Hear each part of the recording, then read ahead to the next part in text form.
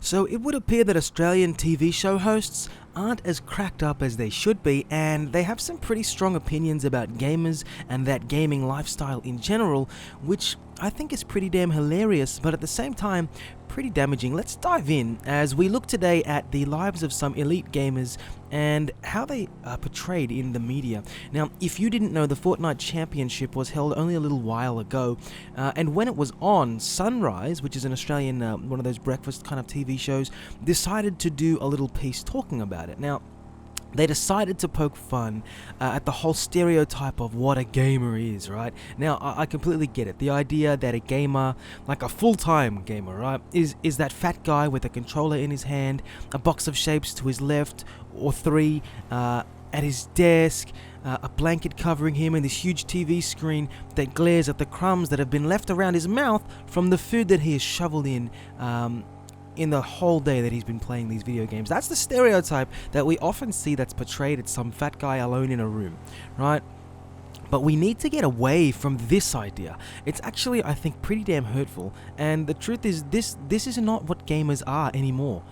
And this is no I'm triggered kind of video. This is not me being triggered at all. But I think that we need to stop perpetuating this fearful idea of any child that enjoys video games is going to grow up to be some fat guy alone in his room, never being married, living in the parents' basement, for instance, right? This is always the idea that we have been portrayed with, that's been given to us by the media, by everyone, articles, everywhere. We see this sort of idea, and actually it's pretty damn hurtful. The truth is that these days, social media has taken on the form of gaming, and to be fair, Nintendo really saw this coming back in the 90s when they decided to create a console that could house 4 controllers. Has everyone forgotten the Nintendo 64? We've come so far since then, but Nintendo has really helmed the ship of making gaming family fun.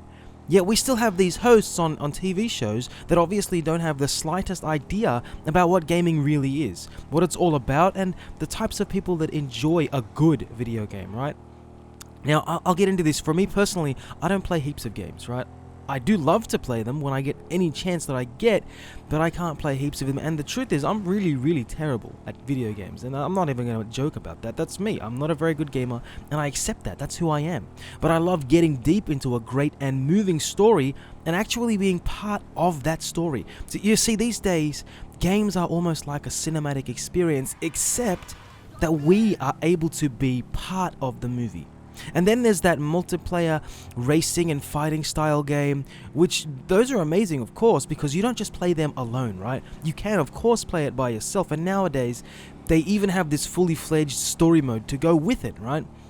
But you can play with your friends, you can bond with the people that you love in person or online, right? You don't have to go to someone else's house to play video games with them anymore.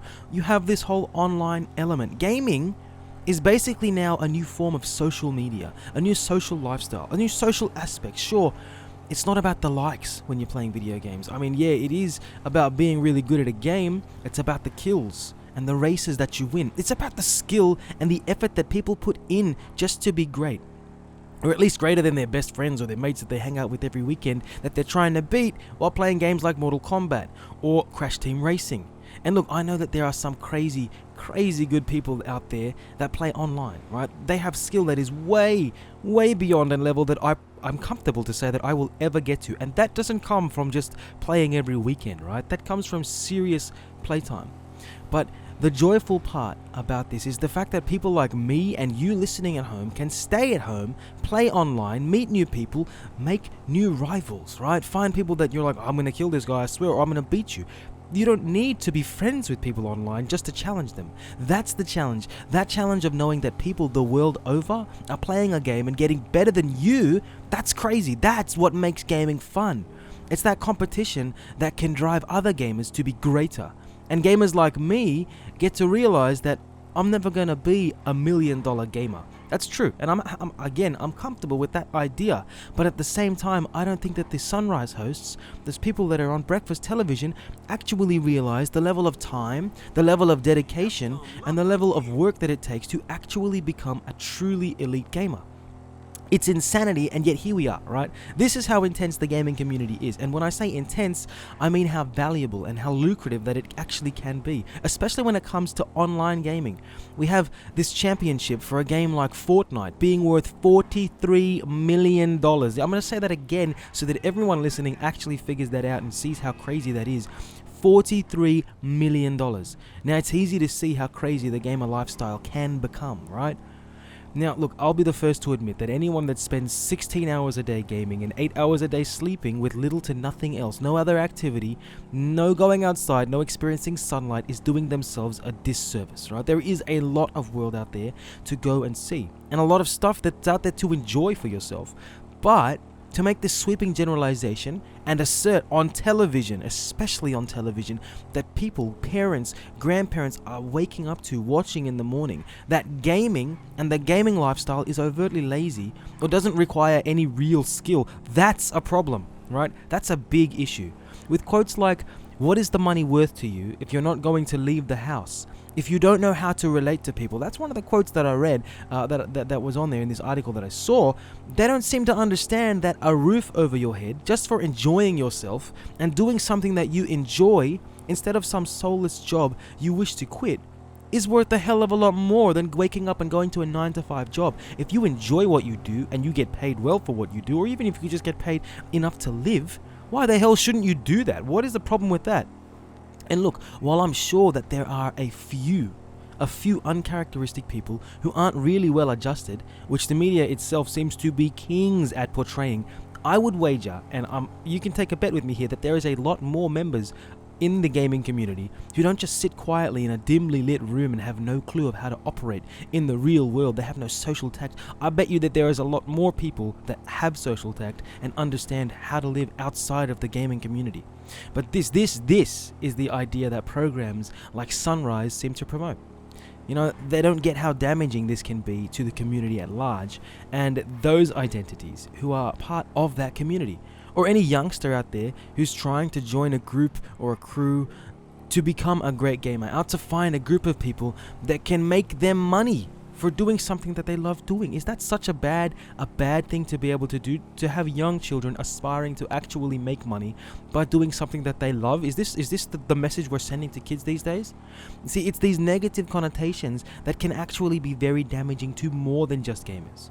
But it also, you see, this is the problem that I have. It gives parents wrong ideas about games as well. And anybody else who watches these kinds of programs might even think that these games are not worth it. Might even think that children playing video games, it's not very good. It's not necessary. They don't need to play games. That's lazy. They need to go out and do something. But the truth is, they can actually make a lot more than parents did in a year in one video game session. Then you have this other quote where a member of the panel basically asserts that he doesn't like shoot-'em-up style games, which is fine, okay? I'm not going to say that everybody has to like this type of game or that type of game. If you don't like shooting games, then that's completely acceptable. It's alright. There are a variety of other games out there that can appease you in terms of entertainment value. But saying something like, "I don't like those shoot-'em-up games," actually indirectly, and I feel like it can indirectly do this, right? Indirectly blames games for things like violence. And while I'm sure that there have been studies conducted and people have blamed video games for violence or violent behavior, I'm pretty sure that the truth is that out of all the gamers worldwide, instances like these are far and few between. And to simply blame gamers as a whole, the whole collective, that's me and you, if you play video games, we're the reason that people are violent out there because we play video games. To be honest with you, right, from my perspective, that's a form of prejudice. And like I said, I'm not triggered by this. I just think that we need to be careful about how we allow these media broadcasting networks to portray gamers as a whole and to portray the reason people are being violent. They don't understand something, so therefore it must be what's doing harm to children and the youth that are growing up today.